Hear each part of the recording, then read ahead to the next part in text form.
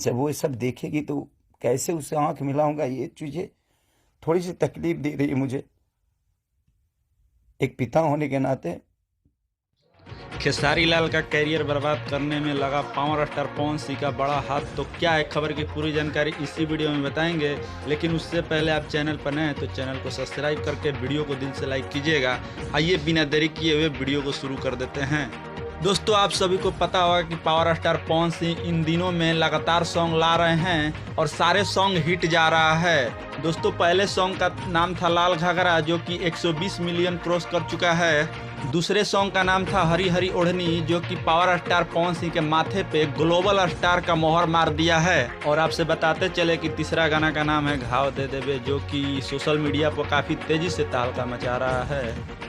दोस्तों, चौथे सॉन्ग की बात करें तो वो है पुदीना 2 जो कि सोशल मीडिया पर काफ़ी तेज़ी से वायरल हुआ और आज के डेट में बहुत ही कम समय में 50 मिलियन क्रॉस कर चुका है, मात्र 2 से 3 दिन के अंदर में। यही रीज़न है कि खेसारी लाल यादव से बर्दाश्त नहीं हो रहा है, जो कि महीने में पहले 30 से 40 गाना गाते थे। अब पावर स्टार पवन सिंह के जलवा देख के महीने में 2 से 5 गाना गा रहे हैं।